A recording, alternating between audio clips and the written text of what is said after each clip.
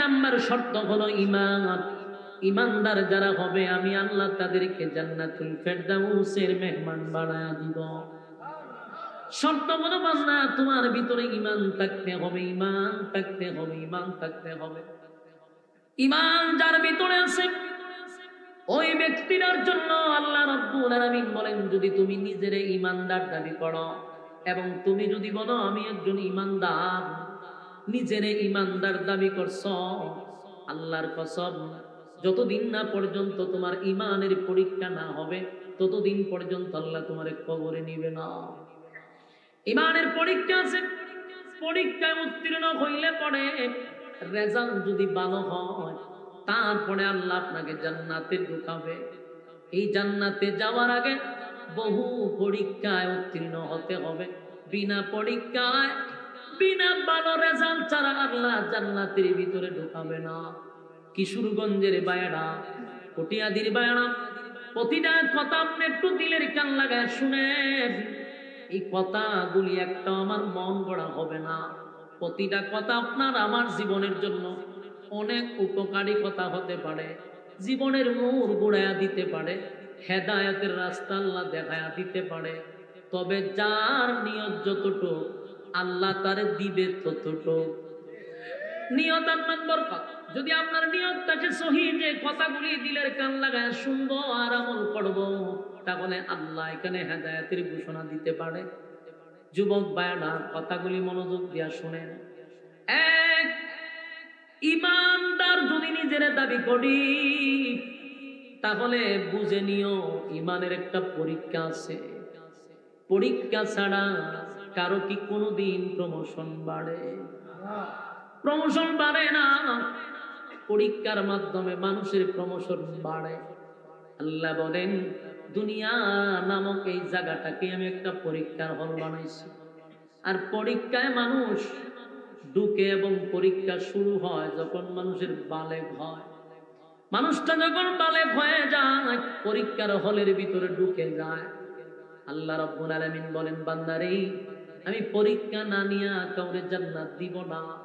ক্ষণস্থায়ী দুনিয়ার জমিনে পাঠাইছি চিরস্থায়ী জান্নাতটা তোর নামে লিখে দেওয়ার জন্য।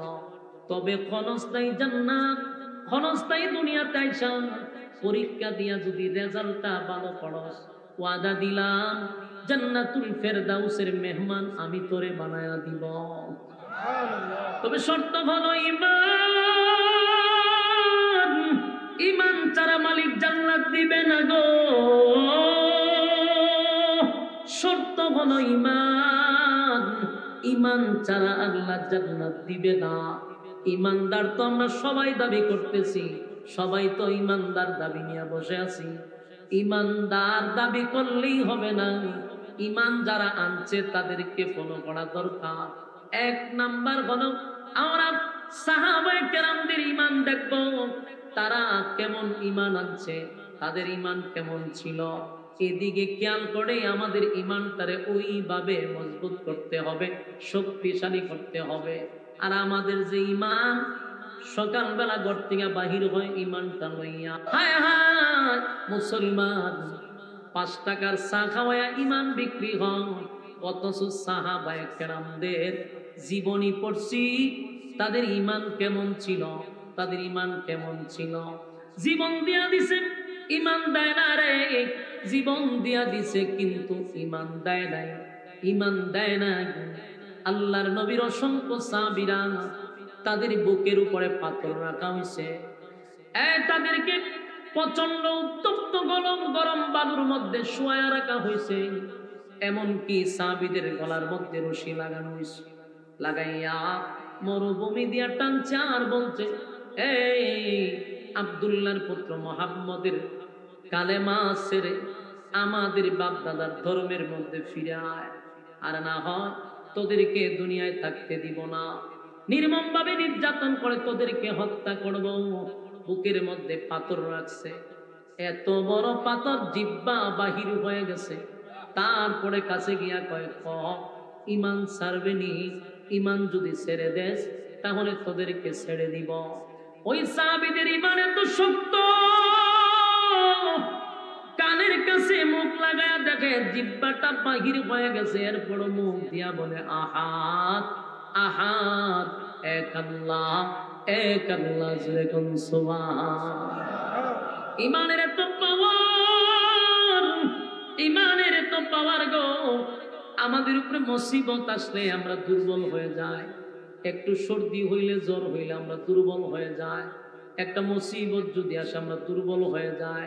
কিন্তু আমরা এটা বুঝি না, আমাদেরকে আল্লাহ অসুস্থতা দিয়েও পরীক্ষা করে, মুসিবত দিয়েও পরীক্ষা করে, ধনী বানাইয়া পরীক্ষা করে, গরিব বানাইয়া পরীক্ষা করে, ক্ষমতা দিয়া পরীক্ষা করে, ফকির বানাইয়া পরীক্ষা করে। কথা হয় না? আল্লাহ বলেন পরীক্ষা ছাড়া আমি কোনো ছাত্রকে, কোনো একটা ছাত্রকে জান্নাতে ঢুকাবো না। পরীক্ষায় যদি পাস করস, ওয়াদা দিলাম জান্নাতে ঢুকতে পারবি, পরীক্ষায় ফেল মারলে আমি জান্নাতে ঢুকাবো না। তাহলে আমাদের পরীক্ষা চলতেছে, এই ইমানের পরীক্ষা, ইমানের পরীক্ষা, ইমানের পরীক্ষা। যুবক ভাইরা, ইমানের পরীক্ষা দিতে গিয়া যদি আমাদের উপরে মুসিবত আসে, আমাদের উপরে মুসিবত আসে, আমরা কি ছেড়ে দিব? মুসিবত আসবে, ভয়ঙ্কর মুসিবত আসবে, ঘূর্ণিঝড় আসবে আমাদের উপরে, সব কিছুর বেলায় মোকাবেলা করতে হবে। কারণ আমরা ঈমান আনছি এক আল্লাহর উপরে, আমরা ঈমান আনছি নবীর উপরে, ঈমান আনছি আসমানি কিতাবের উপরে, ঈমান আনছি সমস্ত ফেরেশতাগণের উপরে, ঈমান আনছি রে। এখন সামান্য মুসিবতের জন্য ঈমান কি বিক্রি করে দিব? কথা হয় না? আমার যুবক ভাইরা, এই ঈমানের পরীক্ষা। কোন সময় আমাদেরকে বিভিন্ন নাটক তৈরি করা হবে, আমাদেরকে আলেমদেরকে, যেমন 16 বছর দেখছেন কত আলেমদেরকে বিভিন্ন ভাবে নাটক সাজাইয়া জঙ্গি বানানো হয়েছে, না আলেমদের উপরে নির্যাতন শুরু হয়েছে। মিডিয়াগুলি আমাদেরকে বহির্বিশ্বে জঙ্গিবাদ হিসাবে পরিচিত করছে। একটা সরকারকে টিকায় রাখতে গিয়া গোটা আলেম সমাজদেরকে গোটা বিশ্বের কাছে কলঙ্কিত করছে। নিরপরাধ মানুষগুলা বছরের পর বছর সাইড দেওয়ালের ভিতরে বন্দী থাকছে। এগুলাও আলেমদের জন্য ছিল ঈমানি পরীক্ষা। কিন্তু আলহামদুলিল্লাহ আমাদের উলামায়ে কেরাম সমস্ত মুসিবত আল্লাহর জন্য মেনে নিছে, ঈমানের পরীক্ষায় তারাও পাস করছে। তারা কি মাথা নত করছে? ইবনে শাইখুল হাদিস কি মাথা নত করছে? আমাদের যতগুলা কাবির জেলখানায় ছিল সবার কাছে কাগজ নিয়ে গেছে, আর বারবার বলছে আপনারা বলুন এই অপরাধের সাথে আমরা যুক্ত ছিলাম, স্বীকার করুন তাহলে ছেড়ে দিব। আমাদের আলেমরা বলছে আমাদেরকে ফাঁসি দিলেও এমন একটা বিষয় আমরা স্বীকার করব না যেটা আমরা করি নাই। পরীক্ষা চলছিল 16 বছর। যুবক ভাইরা আমার, এই ক্ষমতা পাইয়া যারা ক্ষমতার অপব্যবহার করছে, যাদের উপরে নির্যাতন হয়েছে এরারও পরীক্ষা, যাদেরকে আল্লাহ ক্ষমতা দিছে এরারও করছে পরীক্ষা। কথা হয় না? ওই না আগে বললাম, কেউ আল্লাহ ক্ষমতা দিয়া পরীক্ষা করে, কেউ আল্লাহ নির্যাতন করে, জুলুমের শিকার করে পরীক্ষা করে। তাহলে 16 বছরের সরকারকে আমার আল্লাহ পরীক্ষা করছে ক্ষমতা দিয়া। কথা হয় না? আল্লাহ এরকম যুগে যুগে ক্ষমতা দিয়া পরীক্ষা করছে। যেমন নমরুদ আল্লাহ পরীক্ষা করলো, ফেরাউন আল্লাহ পরীক্ষা করছে, আইয়ুব নবীর আল্লাহ বাদশাহী দিছিল, পরীক্ষা করছে। এই দাউদ নবীও বাদশাহ ছিল, ওনারও পরীক্ষা করছে। পয়গম্বরদেরকেও পরীক্ষার থেকে বাদ দেয় নাই। মানুষকে যেমন পরীক্ষা করছে, নবী রাসূলগণদেরকেও পরীক্ষা করছে। কাউরে বাদশাহী দিয়া পরীক্ষা করছে গো, কাউরে ক্ষমতা দিয়া পরীক্ষা করছে, কাউরে গরিব রাস্তার ফকির বানাইয়া পরীক্ষা করছে। তাহলে ক্ষমতা পাইয়া ক্ষমতার অপব্যবহার করা যাবে না। ক্ষমতার মালিক কে? এখন ইজ্জত দিয়া তোমাকে ইজ্জতের জায়গায় বসাইছে, আলহামদুলিল্লাহ বলা দরকার যে আল্লাহ আমার কি দিছে? ইজ্জত দিছে, সম্মান দিয়া চেয়ারে বসাইছে।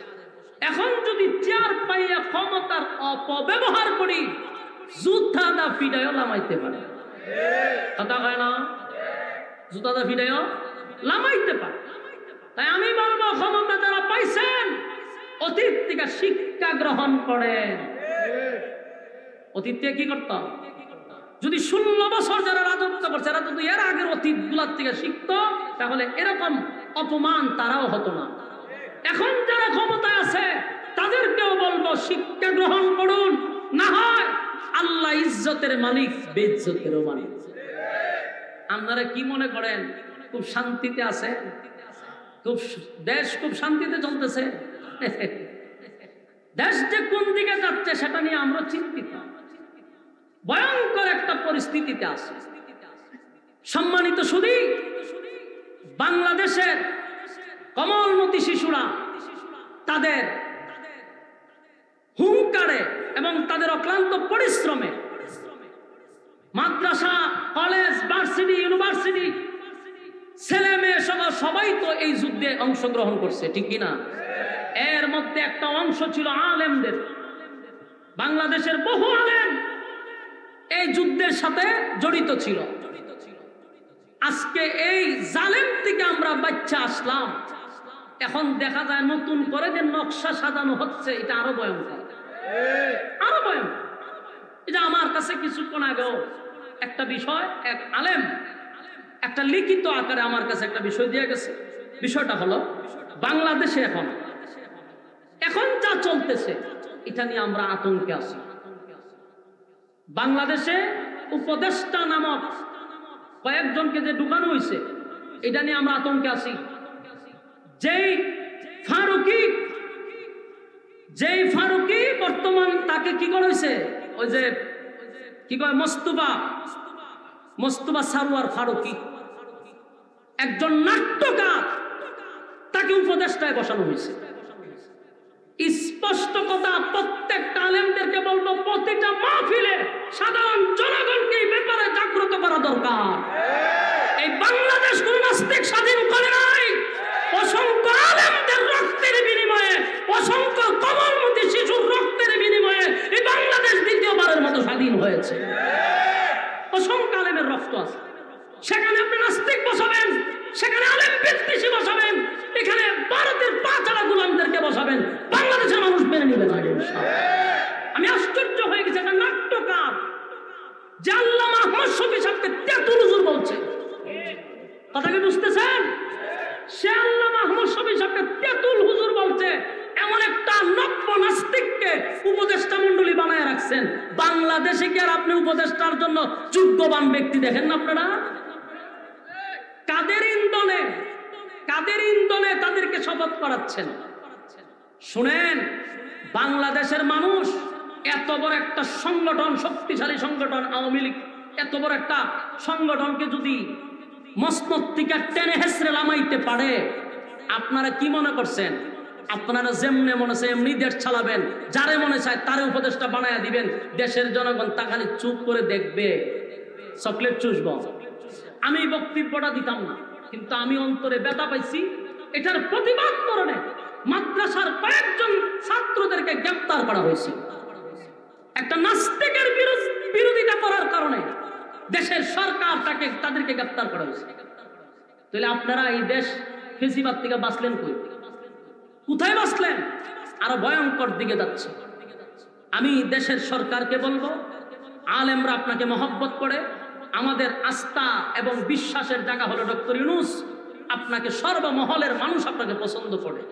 আপনি এমন কোন সিদ্ধান্ত নেবেন না যে সিদ্ধান্তের কারণে ছাত্র সমাজ আবার জাগ্রত হয়। এমন ভুল দ্বিতীয়বার করা যাবে না। এই মোস্তফা সারোয়ার ফারুকি সে আল্লামা আহমদ শফী সাহেবকে কি বললো? তেঁতুল হুজুর। এমন নাস্তিক যখন উপদেষ্টায় জায়গায় বসা থাকবে আর আমরা আলেমরা তাকায় তাকায় দেখবো, এটা বরদাস্ত হয় না। আমি আশ্চর্য হই, আমি আশ্চর্য হচ্ছি যে তারা কি আর উপদেষ্টা পায় না কেন? আপনাদের চোখে কি সাংবাদিক ইলিয়াসকে পড়ে না? যারা অরিজিনালি দেশপ্রেমিক তাদেরকে চোখে পড়ে না? যদি এর পরে না পড়ে আমি দেখায় দিচ্ছি আপনাদের।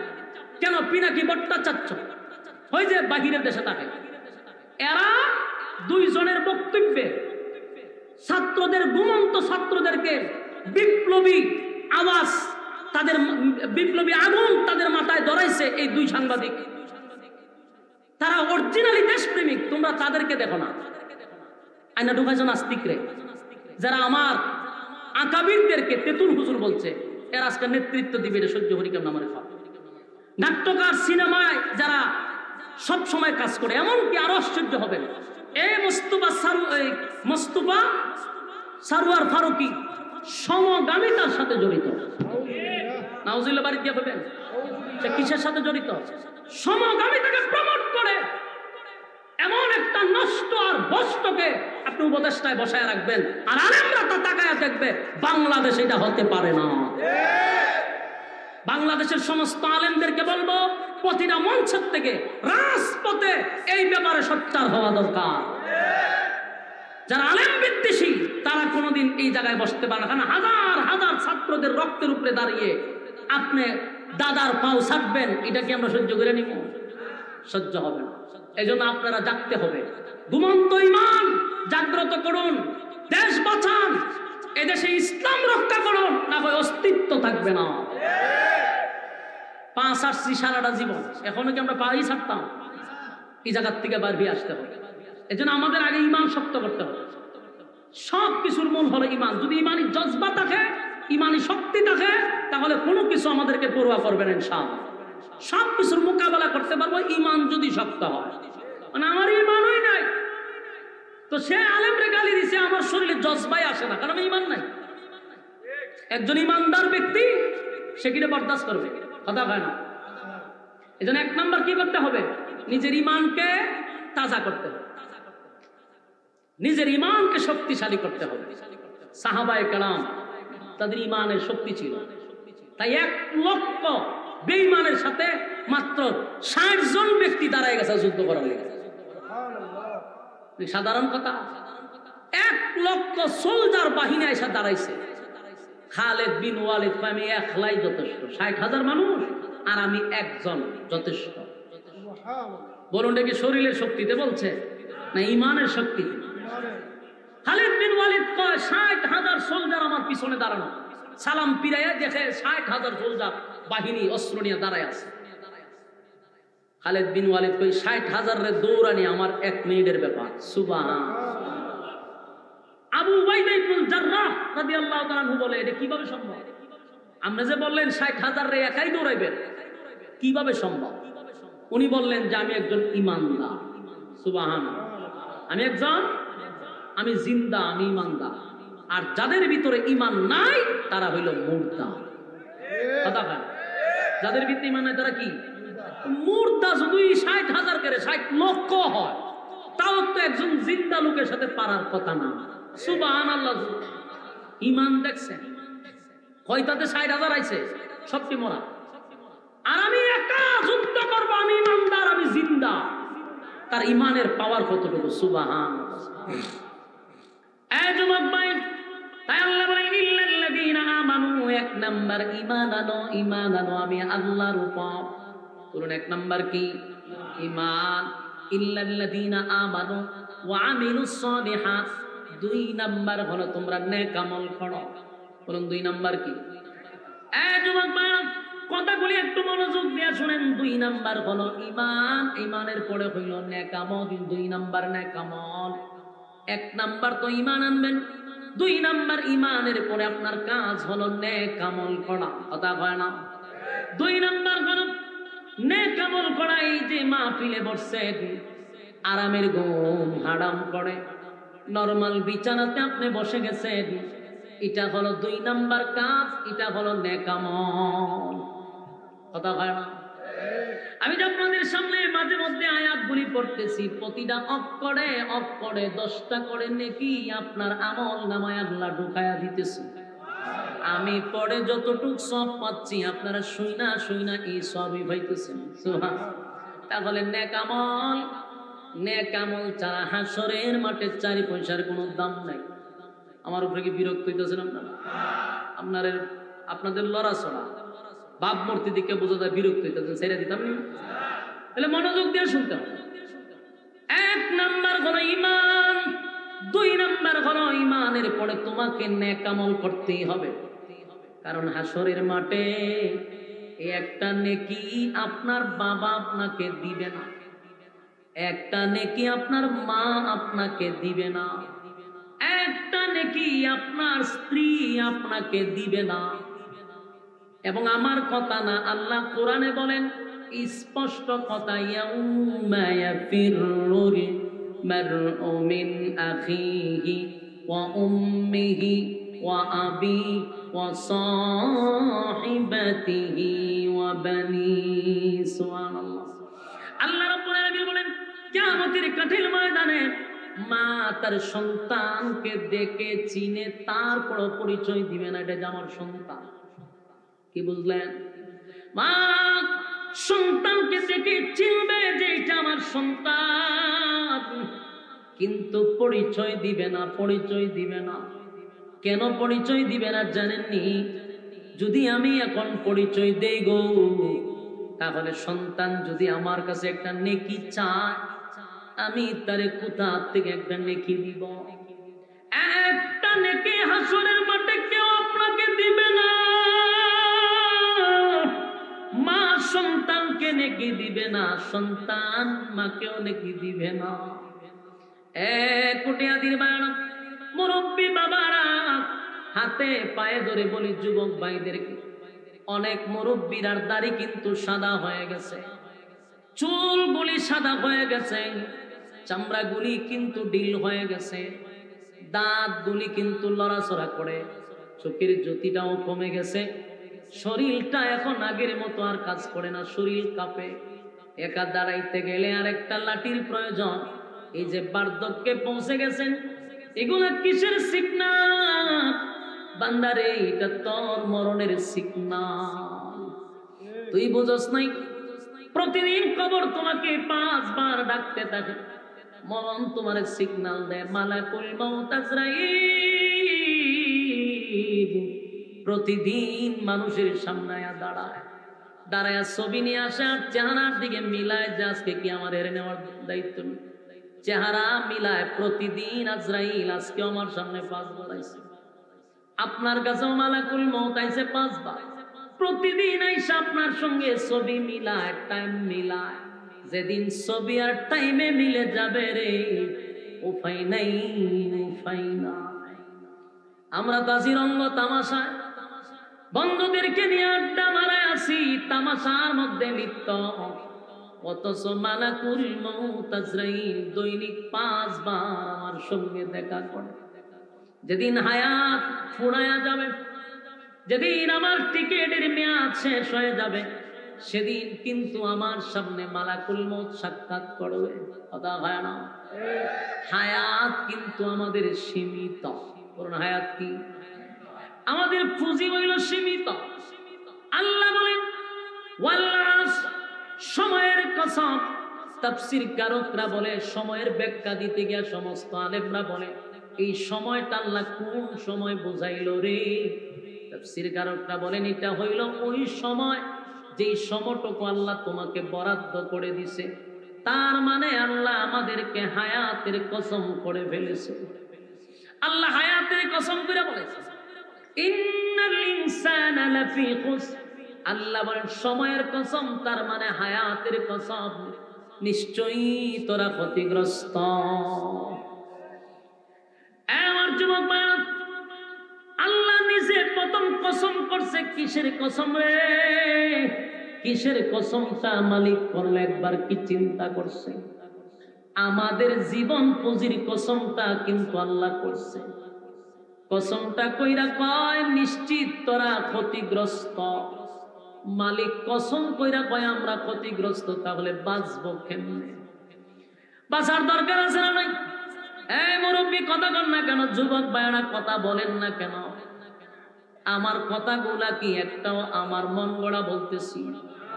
তাহলে কেন আপনারা বুঝতেছেন না? একটু আওয়াজ দিয়া বলেন।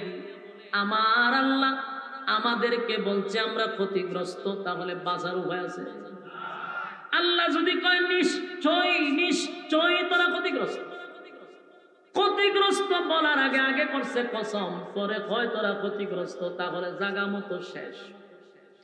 আল্লাহ আমরা জাগা মতো শেষ করে দিছে। কসমও করলো আমরা ধ্বংস, এটা নির্ঘাত। তবে রে আমার মালিকের যেটু মায়া বেশি, আল্লাহর মায়া দয়া বেশি।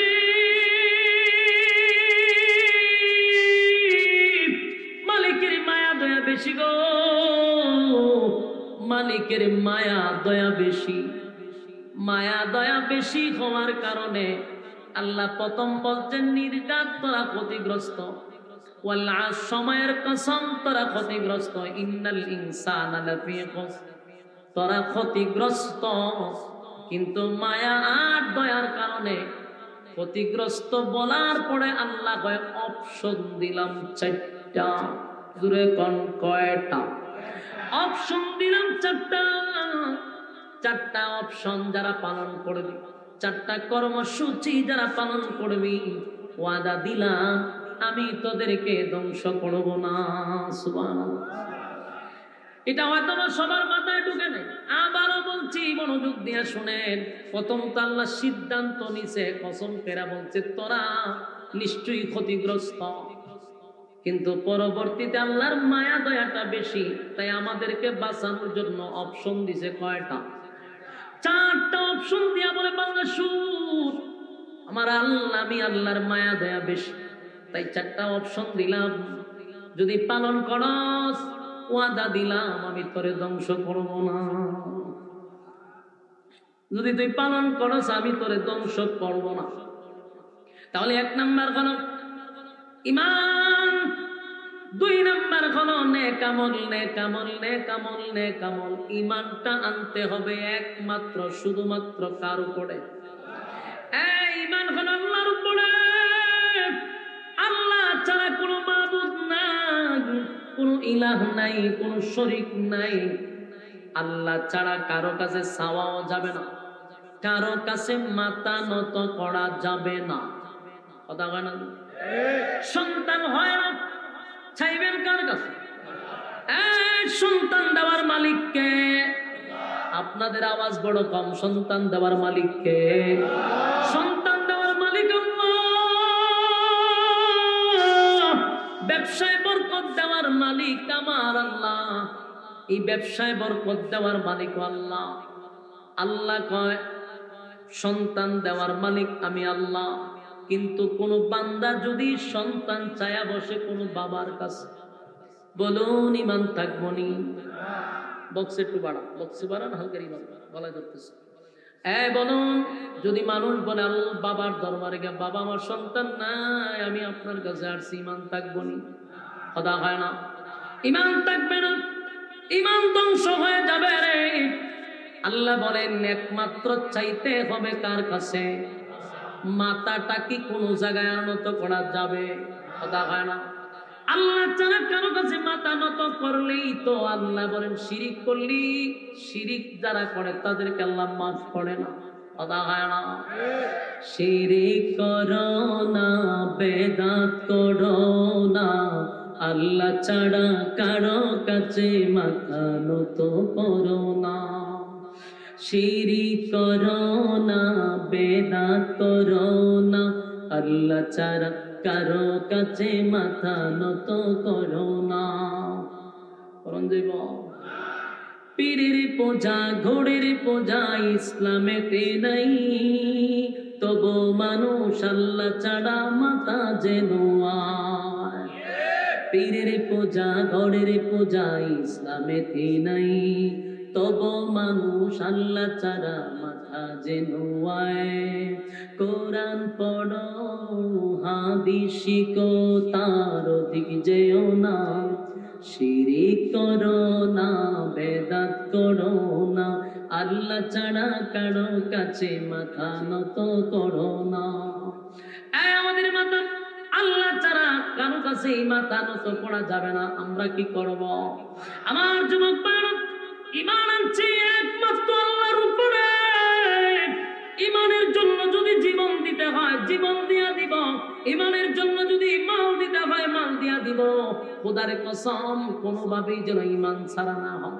কথা হয় না। আমি প্রথমেই বলছি পরীক্ষা কিন্তু ঈমানদারের উপরে আসবে। এমন কারো শুনলে আশ্চর্য হবেন, নবী রাসূলকে আল্লাহ পাঠাইছেন প্রায় 1,02,24,000 নবী রাসূল পাঠাইছে। কথা হয় না।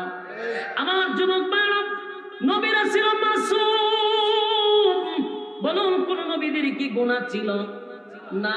আমাদের আকীদা হলো নবীরা মাসুম, নবীদের কোনো গুনাহ নাই। কিন্তু নবীদের গুনাহ নাই, সেই নবীদেরকেও আমার আল্লাহ বিনা পরীক্ষায় ছেড়ে দেয় নাই। কথা হয় না?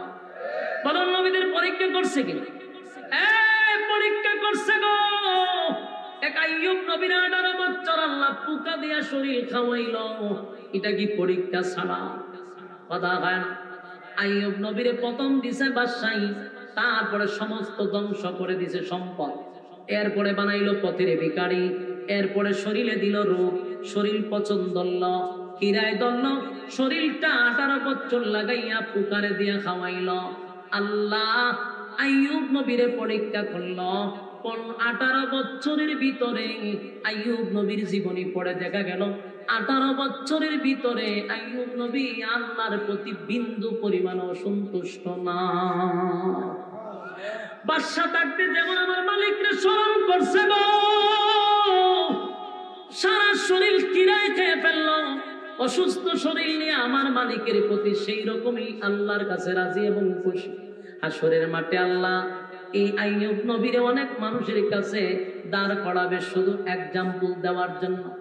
কেউ বলবে আল্লাহ আমি তো অসুস্থ ছিলাম, তাই তো আপনার গোলামি ঠিক মতো করতে পারছি না, আমি সব সময় আমি রোগা থাকতাম। আল্লাহ কয় কেমন রোগে ছিলি বলে অমুক সময়। আল্লাহ কয় আমার আইয়ুব নবীর থেকেও বেশি। আইয়ুব রে আয় আমার কাছে আয়।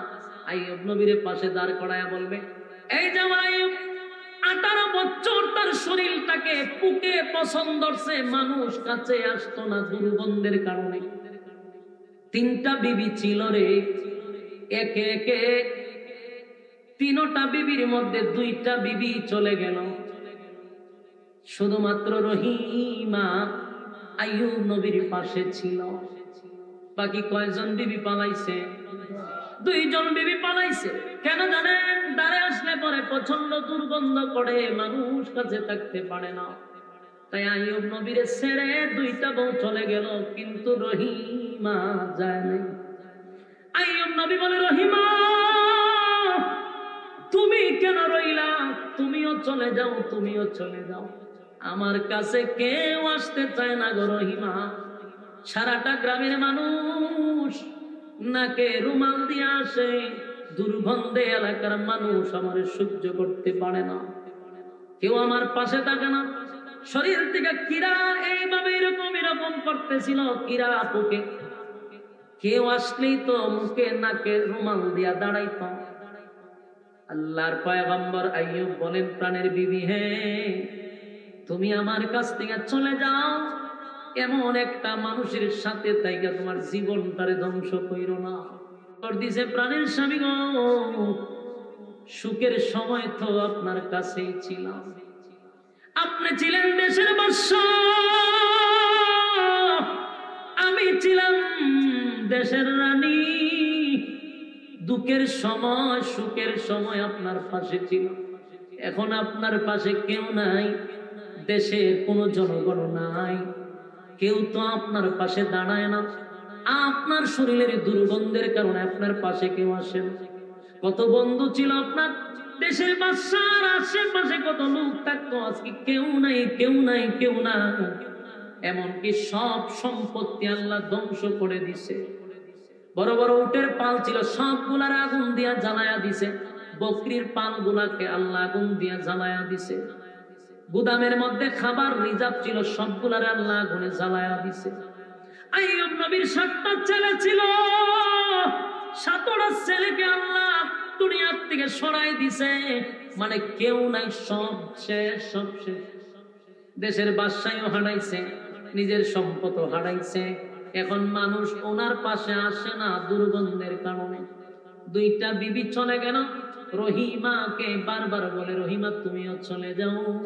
রহিমা বলে না, সুখের সময় আমার স্বামীর পাশে ছিলাম, আর আজকে দুঃখের সময় আমি চলে যাব, এটা হতে পারে না। আমি আপনার দুঃখের সময়ের সাথে, আমি আপনার সুখের সময়ের সাথে ছিলাম, দুঃখের সাথীটাও হতে চাই। আমি রহিমার জীবনী পড়তে গিয়া দেখলাম এই রহিমা সাধারণ কোন ফ্যামিলির মহিলা ছিল না। রহিমার জীবনী তালাশ করে দেখা গেল রহিমা ছিল ইউসুফ আলাইহিস সালাতু ওয়াস সালামের ছেলের ঘরের মেয়ে, জোরে কোন সুবহানাল্লাহ। ইউসুফ নবীর ছেলে, ওনার মেয়ে, তার মানে ইউসুফ নবীর নাতনি, কথা হয় না? তাহলে কারিম ইবনে কারিম, এই বংশধর অনেক পড়ে, যেমন তেমন ঘরের কোনো মেয়ে না, সুবহানাল্লাহ বাড়ি দিয়া। এই জন্য আল্লাহ নবী বলছে বিবাহ করার আগে কয়েকটা গুণ দীক্ষা করো, এর মধ্যে একটা হলো বংশ দিকে বিবাহ করো। এই জন্য মুরব্বীরা হয় জাতের মেয়ে কালো ভালো, নদীর পানি ঘোলানো ভালো। এটা কিন্তু হাদিসের কথা, আল্লাহ নবী নিজেই বলছে বংশ দিকে বিবাহ করো। বংশের একটা গুণ আছে না নাই? কথা বলি, বংশের গুণ কি বুঝতে? এই যে ইউসুফ নবীর ছেলের ঘরের মেয়ে, তার মানে ইউসুফ নবীর নাতনি, সব চলে গেছে গো। রহিমা আইয়ুব নবীর সাইরা যায় না, এই ছিল বংশের গুণ, কথা হয় না? বংশের গুণ। সবাই গ্রামের মানুষ একদিন আইসা বলে, রহিমা তোমার স্বামীরে নিয়ে আজকে দিনের ভিতরে এলাকা সাইরা চলে যাও, আর না হয় তোমার স্বামীর জিন্দা কবর দিব না। উযুবিল্লাহ। আল্লাহর পয়গম্বর কিন্তু গ্রামের মানুষ লাঠি সোটা লইয়া কয়, তুমি যদি তোমার স্বামীরে লইয়া না যাও তাহলে কিন্তু মেরা ফেলাবো, আর তোমার উপরে আমরা কিন্তু আক্রমণ করব। নাউযুবিল্লাহ। ইউসুফ নবীর নাতনি রহিমার সৌন্দর্যের বর্ণনা দেখলাম, সাধারণ কোন নারী ছিল না। ওই যুগে সবচেয়ে সুন্দরী ছিল বিবি রহিমা। ওই যুগে সবচেয়ে সুন্দরী ছিল রানী আসি। অথচ স্বামীর শরীরে পোকা, স্বামীর শরীরে গন্ধ, এরপর স্ত্রী ছেড়ে যায়নি। আর আমরা দেশের মেয়েদের ভালোবাসা থাকে কতদিন? স্বামী সুস্থ থাকে যতদিন, স্বামীর ইনকাম থাকে যতদিন, ভালোবাসা খালি মাখামাখি করে। যেদিন দুইটা পা বাইঙ্গা বিছনাত পইরা থাকে অথবা ইনকাম নাই, ভালোবাসা জানালা দিয়া উড়াল মারে। বাস্তব না বাস্তব? এটা হলো আমাদের মাইয়াদের ভালোবাসা। স্বামীর সুসময়ে থাকে, দুঃখের সময় স্বামীর পাশে নাই। আর কতক্ষণ পরে পরে খালি খুসা মারে কয়, তোমার ঘরে আইসা আমার জীবন শেষ। এটা একটা কমন ডায়লগ। কি ডায়লগ? মহিলাদের একটা ডায়লগ হলো, কিছু লোক এখানে এই ফ্যামিলিতে আমার জীবনটা শেষ। এর আগে হেতের জীবন কি তা আছে? অনেকে এর জীবন কেনা জানাই গেছে। এটা যদি বাদশার বউ হয়, বাদশার বউই কথা বলবো যে আমি তোমার সংসারে আমার জীবনটা শেষ। এটা মহিলাদের প্রথম ডায়লগ। কিন্তু বিবি রহিমার জীবনে যদি কোনো নারী পড়ে, তাদের জন্য অনেক ফায়দা হয়। স্বামীর ভালোবাসা কাড়ে কম। এই প্যান্ডেলের আশেপাশে কি মহিলারা আছে? মহিলাদেরকে বলি, মা বোনদেরকে বলি, রহিমার জীবনী পড়েন, তাহলে দেখবেন স্বামীর প্রতি তার ভালোবাসাটা কেমন ছিল। যেখানে মানুষ দাঁড়াইতে পারে না, সেখানে বিবি রহিমা তার স্বামী নিয়ে সারা রাত ঘুমায় না, চিন্তা করে। গ্রামের মানুষ হুমকি দিচ্ছে, মেরে লেগো, রহিমা বলছেন বিপদ। আবার বলছে তোমার উপর আক্রমণ করো, তার মানে মহিলার উপর আক্রমণ মানে এটা তো ভয়ঙ্কর কথা। আবার রহিমা তো বিশ্ব সুন্দরী, আবার বাদশার বউ, সারা রাত চিন্তায় পড়ে গেছে। সকাল বেলা এসে দেখেন লাঠি সোটা লইয়া গ্রামের মানুষ আসছে। আয়া ভাই, এখন তোমার স্বামীরা হত্যা করবার, তোমারে আমরা নির্যাতন করব না। আউযুবিল্লাহ। বিবি রহিমা বলে, তোমাদের কাছে আমার স্বামীকে ভিক্ষা চাই, আমাকে ছেড়ে দাও, আমি আমার স্বামীরে নিয়ে গ্রাম ছেড়ে বহুদূর চলে যাব। অথচ এই দেশের বাদশা ছিল রে, রহিমা ছিল রানী। আমি আপনাদেরকে কথাটা বলতেছি, বিরক্ত হইতেছেন? বিরক্ত হইলে আমার জানানো ডাবল সুবিধা। মনোযোগ দিয়া শোনেন, ইমানের পরীক্ষা কারে কয়, একটু মনোযোগ দিয়া শোনেন, পরীক্ষা কারে কয়। খালি তো নিজের ইমানদার দাবি করি, পরীক্ষা কোন সুরতে আসে আমরা অনেকেই জানি না। এটা ছিল রহিমার পরীক্ষা, এটা ছিল আইয়ুব নবীর পরীক্ষা। ইমানদারকে আল্লাহ পরীক্ষা নেয়, আইয়ুব নবী পয়গম্বর তাও পরীক্ষা নিছে। এবার রহিমার শরীর, একটা মহিলা মানুষ যত শক্তিশালী হোক, পুরুষের সাথে কি পারা সম্ভব? আর আইয়ুব নবী তো লম্বা ছিল, সুঠাম দেহের অধিকারী ছিল, পয়গম্বরের চেহারা ছিল কেমন সুন্দর ছিল। যদি এখন শরীরে কিরা ধরছে, অবস্থা খারাপ। এরপর একটা পুরুষ মানুষকে মহিলা কেমনে রে কুলে নিয়া এই গ্রাম সার্ভে একটা মহিলা মানুষ পুরুষটারে কিভাবে নিব কম একটা চাদর দিয়া বাঁধছে স্বামী বাইন্দা পিছের দিয়া গাঁটটি বাঁধছে বাইন্দা লয়া হাঁটতে পারে না এক পা দু পা সামনে আগায় আর চোখের পানি ছেড়ে দিয়া কান্দে আর বলে দেশের মানুষেরা রে আমার স্বামী তো দেশের বাদশা ছিল আমি তো তোমাদের রানী ছিলাম তোমাদের সুখে দুঃখে আমার স্বামী ছিল আজকে আমাদেরকে গ্রাম থেকে অপমান করে বাহির করা হচ্ছে খাবারের কিছু নাই রহিমা অল্প কিছু খাবার নিয়ে চলে গেল জঙ্গলে চলে গেছে জঙ্গলে গিয়া একটা জায়গায় আইয়ুব নবীর শোয়া দিল কিছুদিন জঙ্গলে বসবাস করলো যা রিজার্ভ খাবার চিন্তাও শেষ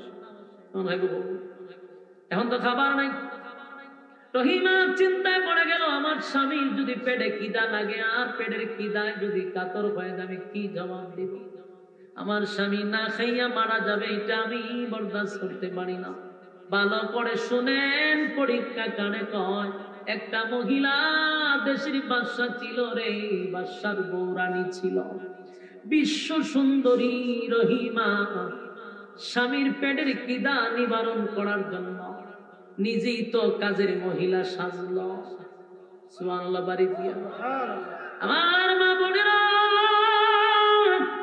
দিলের কান্না শুনেন গো বিবি রহিমা বিশ্ব সুন্দরী মহিলা ছিল দেশের রানী ছিল স্বামীর পেটের খিদা নিবারণ করার জন্য এবার কাজের মহিলা সাজলো কাজ করার জন্য গ্রামে যায় কয়েকদিন মানুষ কাম দিছে খানা টানা নিয়ে আসছেন না স্বামীরে খাওয়াইছে কিন্তু মিস্টার ইবলিস শয়তান এটা দেখে আর বরদাস্ত করতে পারতেছে না মিস্টার ইবলিস মানুষের সুরত দিয়ে মানুষের কাছে গিয়া কয় তোমাদের বাড়িতে যেই মহিলাটা কাজ করে জানো নি মহিলাকে কয় না কইটা আইয়ুব নবীর বউ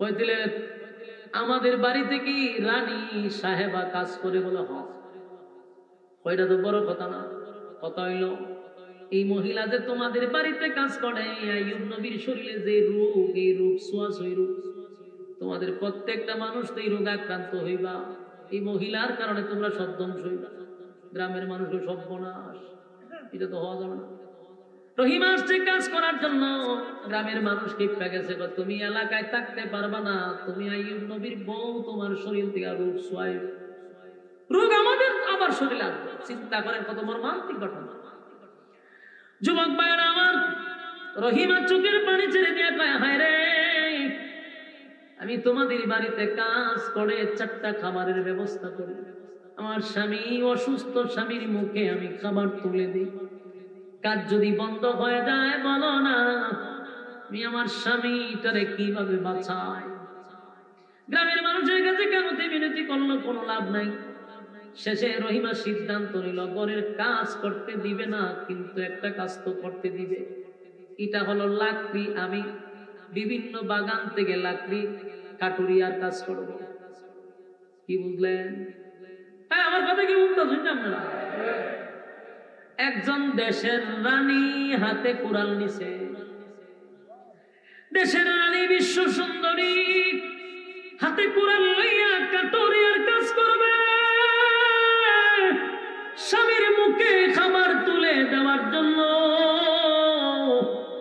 হাতের মধ্যে একটা কুড়াল লইয়া কাটুরিয়ার কাজ করতে লাগে সারাদিন লাকড়ি কেটে বাজারে বিক্রি করে রে বিকাল বেলা কিছু টাকা দিয়া খাবার কিনে এনে এক মুঠো খাবার আইয়ুব নবীর মুখে তুলে দেয় চলতেছিল বছরের পর বছর এই অবস্থায় চলতেছে এইভাবে একটা বিশ্ব সুন্দরী রানী কাটুরিয়ার কাজ করে পয়গম্বরকে খাবার খাওয়ায় শয়তান নারীটা দেখতেও আর বরদাস্ত হইতেছে না শয়তানে ভাই এই কাজও বন্ধ করা দরকার এবার শয়তান করলো কি বাজারের মানুষের কাছে গিয়া কয় শুনছ যেই মহিলার কাছ থেকে তোমরা কাঠ কিনো লাকড়ি কয় করো বিক্রি কিনানো।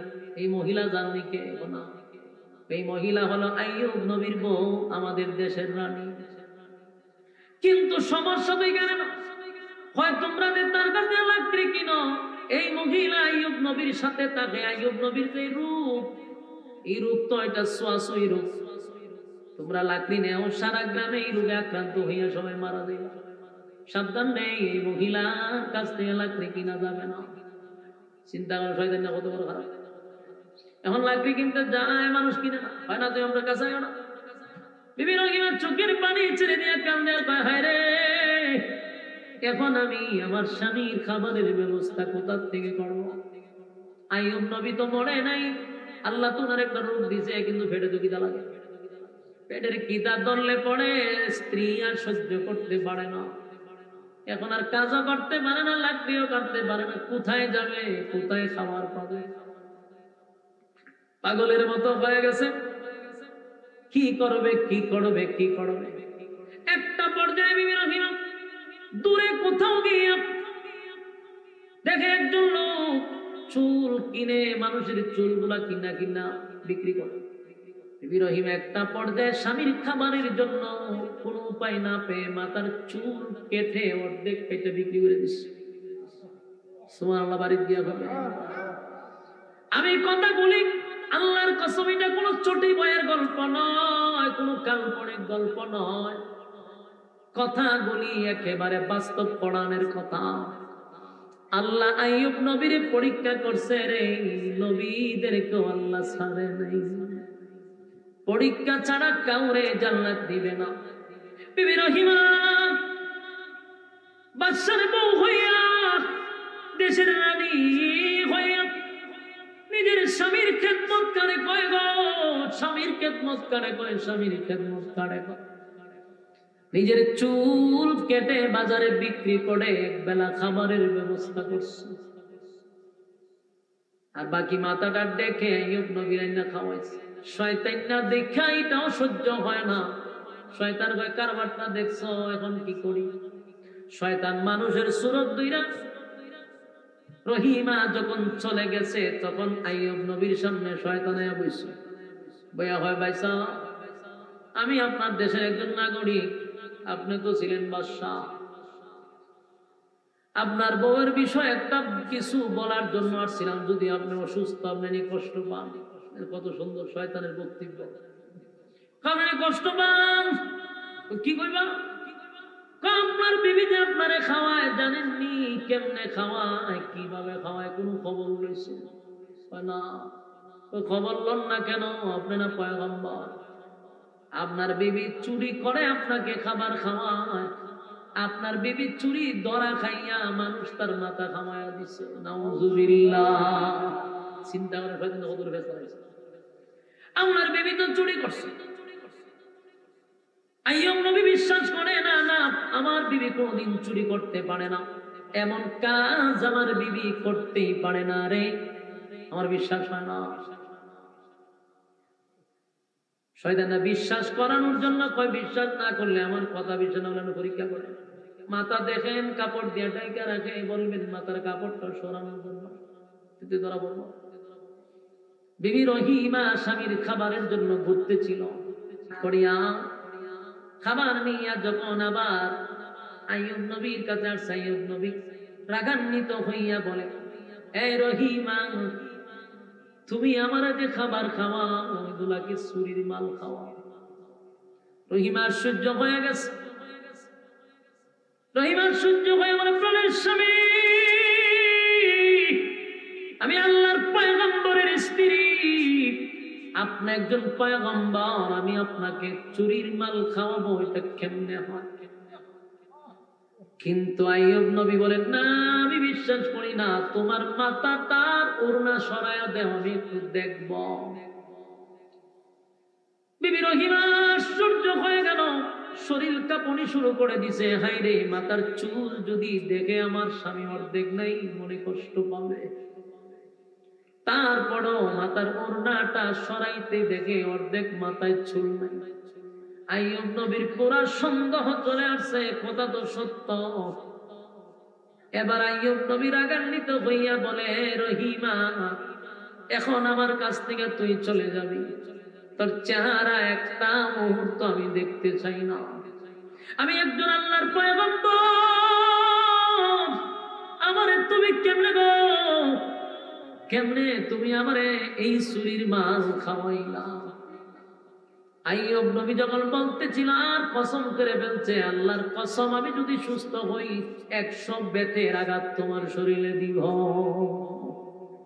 এই চলে যে কসম, 100 বেতের আঘাত দিলে মানুষ বাঁচবো। এখন আমার না বিবি রহিমার চোখ দিয়ে পানি পড়ে।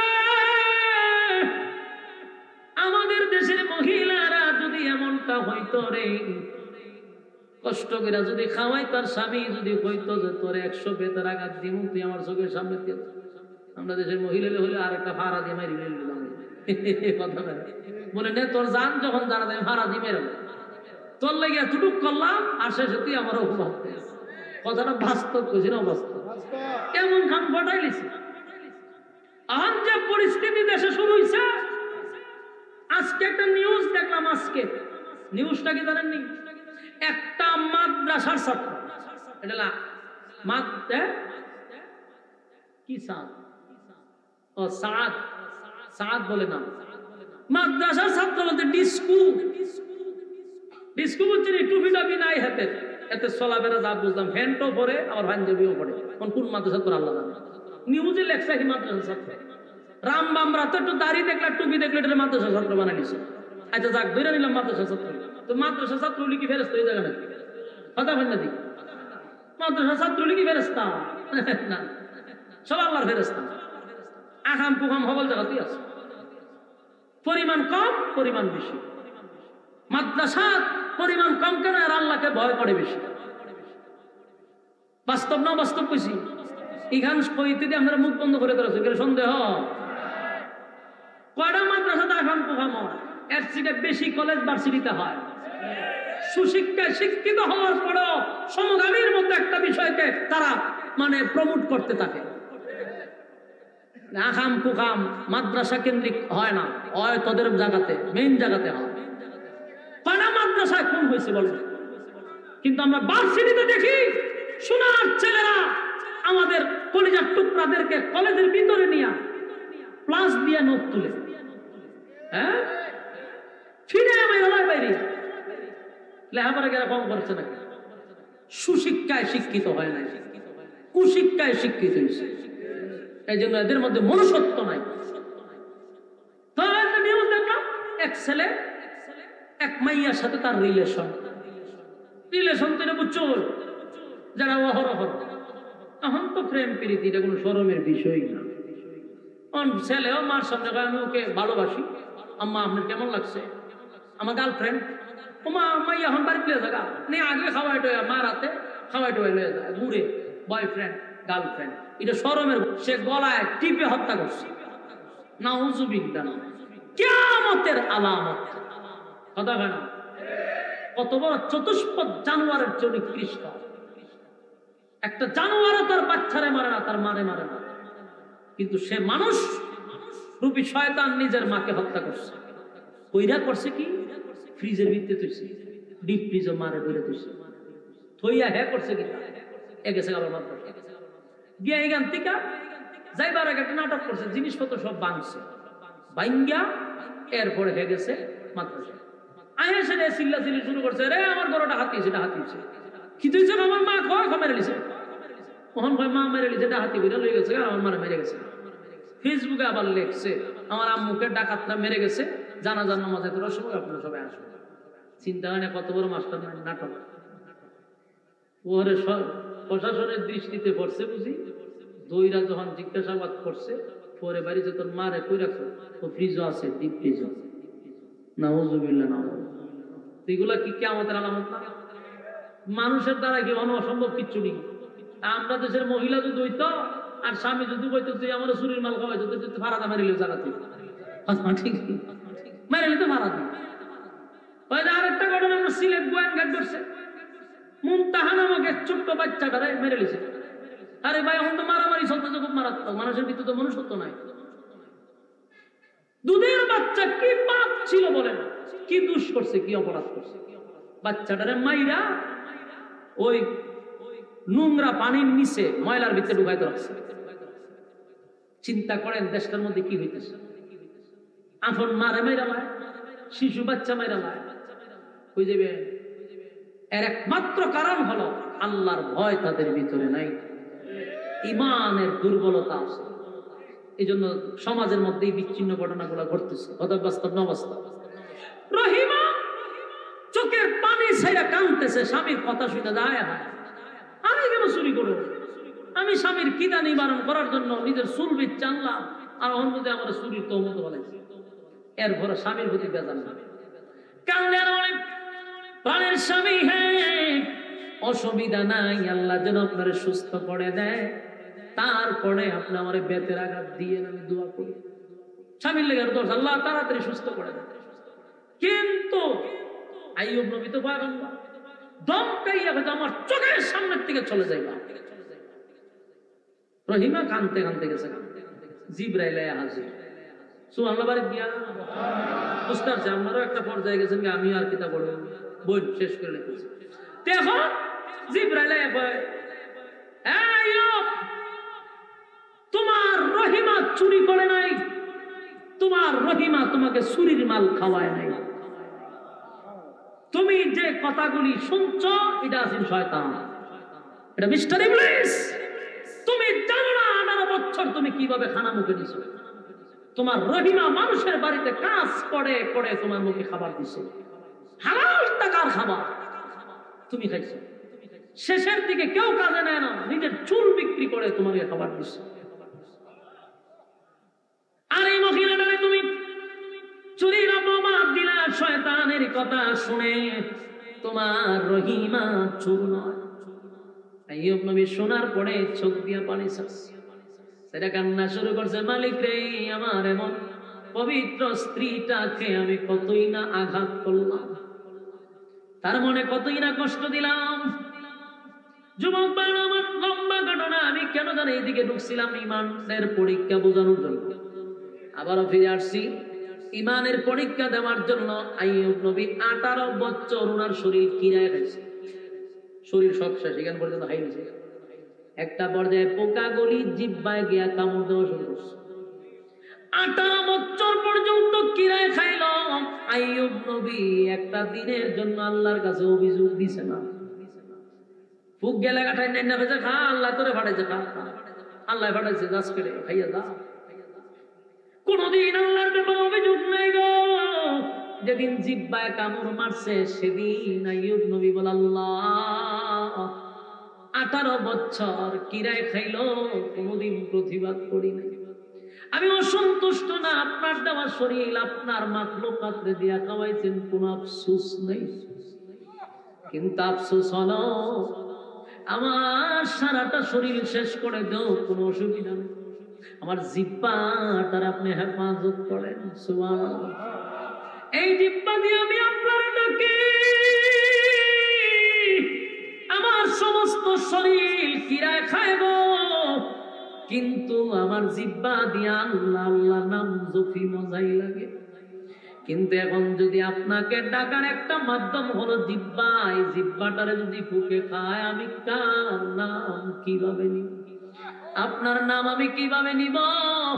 তাই আমি আমার জিব্বাটার হেফাজত চাই।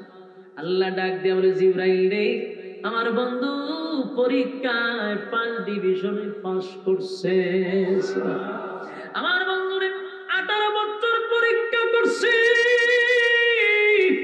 আমার আইয়ুব আমার প্রতি অসন্তুষ্ট না, আমার আইয়ুব আমার প্রতি সন্তুষ্ট।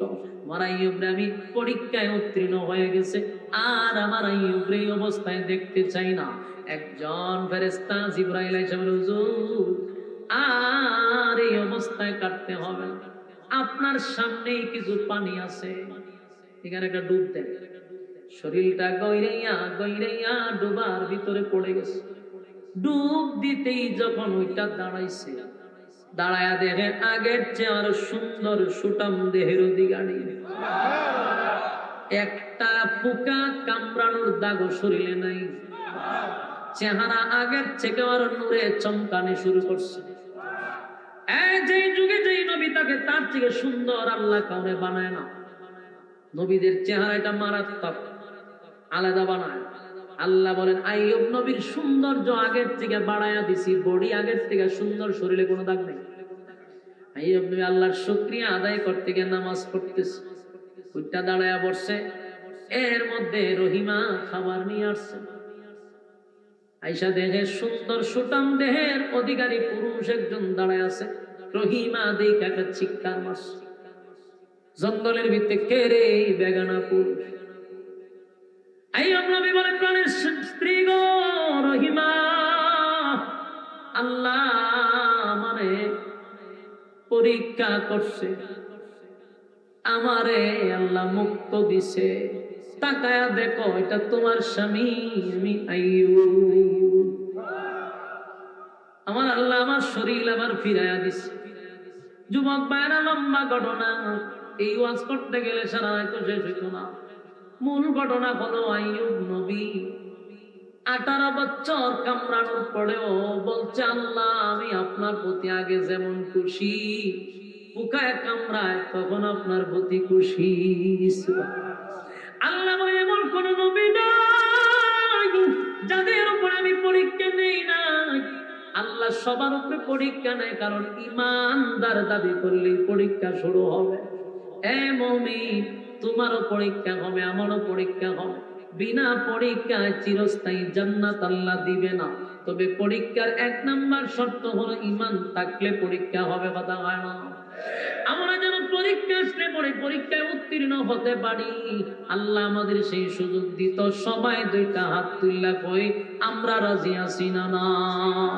যত মুসিবত আসুক, যত বিপদ আসুক, আমরা একটাই কথা, যে আল্লাহ আমাদের উপরে পরীক্ষা করবে, গরিব বানাইয়া, ধনী বানাইয়া, ক্ষমতা দিয়া, ক্ষমতার থেকে লামায়া, কথা হয় না? রাজি আছি তো ইনশাআল্লাহ। আপনারা যারা হাত তুলছেন, এই অসংখ্য মানুষের মধ্যে আমি শুধু 3টা মানুষকে দাঁড় করাবো মুনাজাতের আগে। আমার ভাই হাসান হিসাব দায়িত্ব দিয়ে গেছিল, 3টা লোক ফ্যান্ডেলের জন্য, 3টা লোক বাকি ছিল। এই মুনাজাতের আগে কে পারবেন 3 জন লোক দাঁড়াইতে? মুনাজাতের আগে শেষ বালা সব বালা। মুনাজাতের মাধ্যমে আল্লাহ তাআলার কাছে দোয়া করি, আল্লাহর ব্যবসা আপনার বাড়ায়া দিত, চাকরির মধ্যে বরকত দিত, বাচ্চা কাচ্চা থাকলে দিনদার বানায়া দিত, রাস্তাঘাটের অ্যাক্সিডেন্ট থেকে আল্লাহ আপনাকে বাঁচাইয়া দিত, দুশ্মনের দুশ্মনী থেকে বাঁচাই দিত। একজন দ্বারা মক্কা মদিনা জিয়ারত করার সুযোগ করে দিত, দোয়া করি। একজন 10 জনের মধ্যে 7 জন এসে নাকি, আর রয়েছে 3 জন। একজন দ্বারা ওই যে একজন চাচা, উনি কি আর তুলেছে নাকি? চাচা আপনি কি জড়িত? মাশাআল্লাহ। চাচার নাম কি? নাম কি? মুসামি।